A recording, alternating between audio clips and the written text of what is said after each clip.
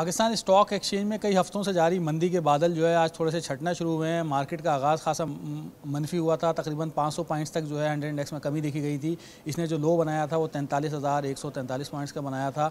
Volume जो है खासे बेहतर आज मार्केट में नज़र आ रहे हैं। एंड के ऊपर हमने रिकवरी बाजार में देखी है और 43,869 के लेवल को बाजार ने मेनटेन करा है। वॉल्यूम्स में खासी बेहतरी हुई है। 28 करोड़ का शेयर्स का काम हुआ है मार्केट में। और यहाँ पर ये बताया जा रहा है कि सरकारी मालियाती इदारों ने निचले लेवल्स के ऊपर मार्केट में बाइंग की है। खास तौर पर सीमेंट सेक्टर में मार्केट में बहुत ज़्यादा बाइंग देखी गई है। पिछले 4 महीने से हम देख रहे हैं कि 100 इंडेक्स में खासी कमी नज़र आ रही है। अगर हम जुलाई से लेकर अब तक की बात करें तो तकरीबन 10% तक जो है इंडेक्स गिर चुका है। जो बेंचमार्क 100 इंडेक्स है वो 10% गिर चुका है। जबकि मार्केट कैपिटल की बात करें तो ये कहा जा रहा है कि तकरीबन उसमें 9 अरब डॉलर की कमी हुई है। जो 54 अरब डॉलर पे था वो तकरीबन जो है वो हम देख रहे हैं कि 45 अरब डॉलर के ऊपर आ गया है। इसकी वजह यही बताई जा रही है डॉलर के मुकाबले में रुपये की कदर में जो कमी है वो वजह बताई जा रही है। उसके अलावा हम देख रहे हैं कि जो यहाँ पे महंगाई की शरह है वो भी मुसलसल बढ़ रही है, जिसकी वजह से स्टेट बैंक जो है शरह सूद बढ़ाने पे मजबूर हुआ है। ये वजह भी है। उसके अलावा हमने ये भी देखा कि जो गैर मुल्की सरमायाकार हैं उनकी जानिब से शेयर्स की फ़रोख्त का जो दबाव है वो मुस्तकिल जारी है पिछले 4 महीने से। वो बाइंग काउंटर पर हमें नज़र नहीं आ रहा है, जिसकी वजह से हमने 4 महीनों में बड़ी गिरावट देखी है।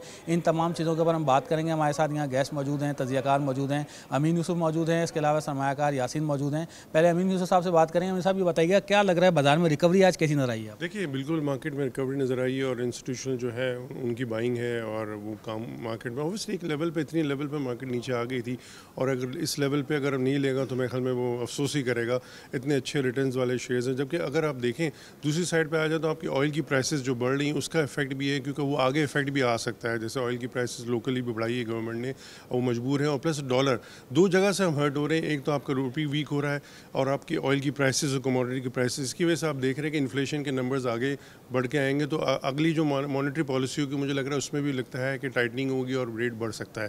तो यही वजह थी। लेकिन अब इस लेवल पे अगर आप देखें तो बहुत अच्छे स्टॉक्स की वैल्यूज़ आ गई हैं डिविडेंड वाइज अगर आप देखें। और यहाँ से अगर जो ऑब्वियसली एक्यूमुलेट करेगा वो कैपिटल गेन भी बना सकता है। लेकिन एक और चीज़ है कि कमोडिटी की प्राइसेस अगर नीचे चले जाती है ऑयल की तो हमारी इकोनॉमी के लिए बेहतर होगा। अदरवाइज़ आप फिर देख सकते हैं कि स्टेट बैंक को फिर रेट शायद बढ़ाना पड़े।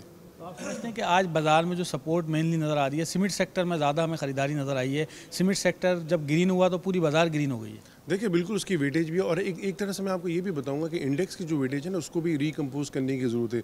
कभी कभी ये होता है कि एंड ऑफ द मार्केट में अगर एक या दो बड़े स्टॉक्स हैं जिनकी वैल्यू बहुत ज़्यादा है, वो अगर उसमें बाइंग आ जाती है तो आप देखते हैं इंडेक्स में काफ़ी रद्दोबदल आ जाता है। तो इंडेक्स को रिकम्पोजिशन करने की बहुत ज़रूरत है। बहुत पहले का फार्मूला है, मेरे ख्याल में इसको एक्सचेंज को देखना चाहिए। फ्री फ्लोट के हिसाब से आप करें। और सीमेंट में जैसा आपने बताया सीमेंट के स्टॉक्स की भी वेटेज है, ऑयल के स्टॉक्स की भी वेटेज है। अगर ऑयल के स्टॉक्स अगर बढ़ जाते हैं, लेकिन वही वाली बात है, हम जो है उसको फ्री फ्लोट के हिसाब से लेके आए। जो स्टॉक्स अगर बड़े वाले स्टॉक्स है 2,000 या 3,000 की जिनकी वैल्यू है, अगर उनमें थोड़ी सी भी बाइंग नज़र आ जाती है तो क्या करते हैं, देखते हैं कि इंडेक्स बिल्कुल अचानक जो है ना नेगेटिव से पॉजिटिव और पॉजिटिव से, तो इसको करने की जरूरत है कि इससे क्या होता है कि लोग बंदे जो है ना डिस्गाइज होते हैं कि अगर देखें इंडेक्स अगर घट रहा है, क्यों घट रहा है, उसकी लॉजिक है ना कि कौन से स्टॉक्स ऐसे थे जिनकी वजह से इंडेक्स एंड में घट गया या बढ़ गया। तो इसको इन्वेस्टिगेट करने की ज़रूरत है। मैं ये कहूँगा कि एक्सचेंज को भी देखें कि उसको रिविजिट करे। इवन ये अच्छी चीज़ नहीं है क्योंकि इंडेक्स अगर आपको अच्छी पिक्चर नहीं दे रहा है तो जो इन्वेस्टर है अगर माइनस होगा इंडेक्स तो ऑब्वियसली ऊपर साइड लाइन होगा, वो और खौफ ज़्यादा हो जाएगा। तो इसको ज़रूरत है कि मेरा एक ऑब्जर्वेशन है उसको देखा जाए। आप समझते हैं कि 4 माह में जो गिरावट देखी गई है, गैर मुल्की सरमायाकार सेलिंग काउंटर से हट ही नहीं रहा है, क्या वजूहत लग रही हैं? मार्केट कैप भी इतना कम हो गया है, इंडेक्स भी इतना कम हो गया है, जुलाई से अब तक खासी कमी देखी है हमने। एक तो आप इमर्जिंग से उसमें आगे फ्रंटियर में आगे एक बड़ा जो साइड बैक है, इसकी वजह से भी आपने देखा सेलिंग। ऑब्वियसली फॉरेनर्स होते हैं, उनको भी पता चल रहा होता है, आगे उनको भी आगे से एडवाइस मिल रही थी, एडवाइजरी मिल रही है, तो उस हिसाब से वो एग्जीक्यूट कर रहे होते हैं। प्लस आपकी करेंसी वीक हो रही है। देखो, सेलिंग की वजह ये है कि आपका जो रुपी था पहले स्ट्रॉन्ग था, अब वीक हो रहा है। ऑब्वियसली जिसने अगर बहुत पहले पैसे लेके आया, अगर उसको डॉलर कन्वर्ट करने तो उसको डॉलर कम मिलेंगे। तो वही इसकी वजह से भी जब करेंसी आपकी कमज़ोर होती है तो इन्वेस्टर होता है ना थोड़ा सा साइडलाइन होता है, जो इन्वेस्टमेंट आने की होती है वो भी रुक जाती है। और फिर आप देखते हैं कि मार्केट में इनफ्लोज की जगह आउटफ्लोज होने शुरू हो जाते हैं।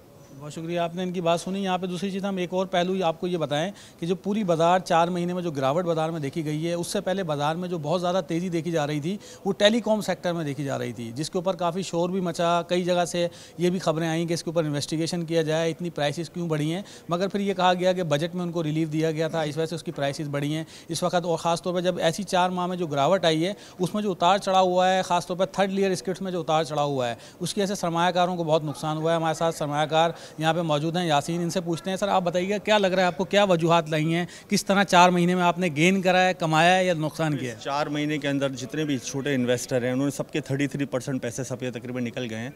और इस वक्त इन्फ्लेशन रेट बहुत ज़्यादा बढ़ा हुआ है, डॉलर आपके सामने मुसलसल बढ़ रहा है।